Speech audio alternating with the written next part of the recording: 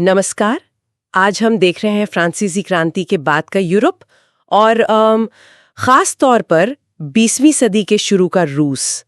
वहाँ क्या उथल-पुथल मची थी। हाँ बिल्कुल, वो स्वतंत्रता समानता के नारे, उनसे समाज को कैसे बदला जाए इस पर बहुत बहसें छिड़ी। सही। कुछ लोग थे जो चाहते थे कि बदलाव धीरे धीरे हो, कुछ चाहते थे कि नहीं सब कुछ नया हो। और इसी माहौल में समाजवाद वो एक बहुत बड़ा विचार बनकर सामने आया। हमारे पास इस पर कुछ स्रोत हैं, तो आज कोशिश करते हैं इन्हीं से समझने की कि ये विचार कैसे फैले और रूस में ही क्यों वो क्रांति हुई जिसने दुनिया को बदल दिया। हाँ, चलिए देखते हैं। तो यूरोप में 19वीं सदी में क्या मुख्य धाराएं थीं? उदारवादी थे। हाँ, उदारवादी। वो चाहते थे कि सरकार चुनी हुई हो, संसद हो, लेकिन वोट का हक सबको नहीं देना चाहते थे। और वो सभी धर्मों को मतलब सहने वाला राष्ट्र चाहते थे। अच्छा। और फिर रेडिकल जो थे वो बहुमत की सरकार चाहते थे और महिलाओं को वोट मिले, इसके भी पक्ष में थे। वो निजी संपत्ति के जमावड़े के खिलाफ थे। और रूढ़िवादी तो वो बदलाव को एकदम से नकारते नहीं थे, पर चाहते थे कि धीरे धीरे हो, मतलब अतीत का सम्मान बना रहे। लेकिन इसी बीच वो औद्योगिक क्रांति, उसने तो सब कुछ बदल दिया था। बिल्कुल। वो कारखानों में लंबे लंबे घंटे, मजदूरी कम, बेरोजगारी, और शहर तो रहने लायक नहीं बचे थे। गंदगी, घर की कमी। हाँ, ये सारी समस्याएं थीं। तो यहीं पर समाजवाद की बात आती है। एकदम। समाजवादियों का मूल तर्क यही था कि ये जो प्राइवेट प्रॉपर्टी है ना, निजी संपत्ति, यही जड़ है। हाँ, सारी समस्या की जड़ यही है। अगर संपत्ति पर समाज का कंट्रोल हो जी, तो शायद सबका भला सोचा जाएगा। जैसे रॉबर्ट ओवेन थे, लुई ब्लांक थे, उन्होंने सहकारी समितियों मतलब कोऑपरेटिव्स का आइडिया दिया। लेकिन फिर मार्क्स और एंगल्स आए। हाँ। उनका कहना था कि ये कोऑपरेटिव काफी नहीं है। उनका विचार तो काफी रेडिकल था। हाँ, मार्क्स और एंगल्स का मानना था कि मजदूरों को एक होना होगा और ये जो पूंजीवाद है और निजी संपत्ति का राज, इसे उखाड़ फेंकना होगा। और फिर एक कम्युनिस्ट समाज बनेगा। हाँ, जहाँ कोई निजी संपत्ति नहीं होगी। और ये विचार आप देखिए पूरे यूरोप में तेजी से फैले। मजदूर संघ बनने लगे, हड़तालें हुई, बेहतर मजदूरी, काम के घंटे कम हो, ये सब मांगे उठी। हाँ, जर्मनी, ब्रिटेन, फ्रांस, सब जगह समाजवादी पार्टियां बनी। लेकिन ये भी सच है कि 1914 तक वो कहीं सरकार नहीं बना पाए। अच्छा। तो अब आते हैं रूस पर। 1914 का रूस एक बहुत बड़ा साम्राज्य, जार निकोलस II का शासन था। और वो यूरोप के सबसे कम मतलब औद्योगिक देशों में से था। ज्यादातर लोग, करीब 85%, खेती पर निर्भर थे। और किसानों की हालत वो तो बहुत खराब थी। शायद जमीन तो कुछ ही लोगों के पास थी। हाँ, ज्यादातर जमीन तो वो बड़े लोग, नोबल्स, राजा और चर्च के पास ही थी। किसान बेचारे लगान देते थे और कई बार तो मना भी कर देते थे, जमींदारों को मार भी देते थे गुस्से में। लेकिन आपने कहा रूसी किसान थोड़े अलग थे। हाँ, ये दिलचस्प बात है। वो यूरोप के बाकी किसानों जैसे नहीं थे। वो क्या करते थे कि समय समय पर अपनी जमीन मिला लेते थे और उनका जो समुदाय था, मीर जिसे कहते थे। मीर? हाँ, मीर। वो फिर जरूरत के हिसाब से परिवारों में जमीन बांट देता था। तो ये एक तरह का सामूहिक नियंत्रण पहले से ही था वहां। ये तो समाजवाद के विचार से मिलता जुलता है कुछ। हाँ, शायद इसने अनजाने में एक माहौल बनाया हो। और मजदूरों की हालत भी खराब थी। 15-15 घंटे काम, वेतन कम, खासकर महिलाओं का वेतन तो पुरुषों से भी कम था। लेकिन हड़तालें होती थीं। हाँ, हड़तालें होती थी, विरोध होता था और राजनीतिक माहौल तो दम घोटू था। 1914 से पहले तो सारी पार्टियां गैरकानूनी थी। फिर भी पार्टियां बनी, जैसे वो मार्क्सवादी। हाँ, रूसी सोशल डेमोक्रेटिक वर्कर्स पार्टी 1898 में बनी। इसी में से फिर वो दो फाड़ हुए, लेनिन वाले बोल्शेविक, जो कहते थे पार्टी एकदम अनुशासित हो। बिल्कुल, और दूसरे मेंशेविक, जो मानते थे कि पार्टी सबके लिए खुली होनी चाहिए।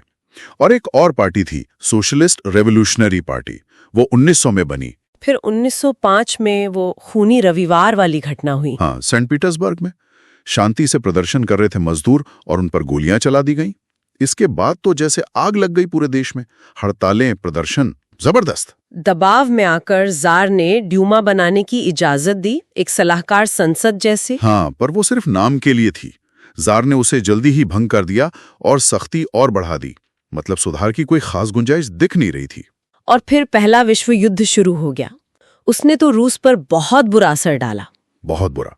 1917 तक कहते हैं 70 लाख से ज्यादा लोग मारे जा चुके थे या घायल थे। सेना पीछे हट रही थी और रास्ते में फसलें, इमारतें सब बर्बाद करती जा रही थी।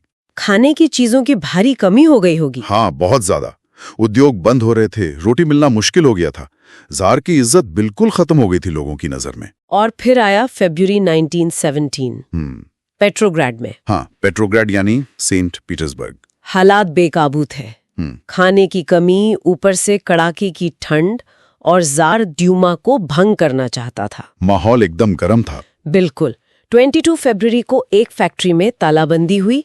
अगले दिन 50 फैक्ट्रियों में हड़ताल हो गई। हाँ। और इन हड़तालों को लीड करने वाली अक्सर महिलाएं थीं। अच्छा। हाँ।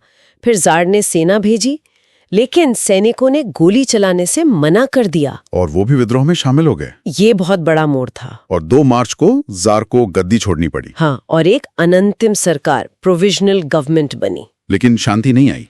अप्रैल में लेनिन वापस आ गए। हाँ, निर्वासन से लौटे। हाँ। और आते ही अपनी अप्रैल थीसिस पेश की। हाँ। 3 मुख्य बातें। युद्ध बंद करो, जमीन किसानों को दो, और बैंकों का राष्ट्रीयकरण करो। और बोल्शेविक पार्टी का नाम बदलकर कम्युनिस्ट पार्टी रख दिया गया।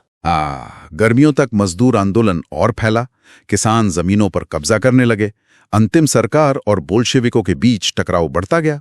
लेनिन को लगा कि सरकार अब तानाशाही की तरफ जा रही है। बिल्कुल। और उन्होंने फैसला किया कि अब सत्ता पर कब्जा करना होगा। अक्टूबर 1917 में अक्टूबर क्रांति। हाँ, 24 अक्टूबर को विद्रोह शुरू हुआ।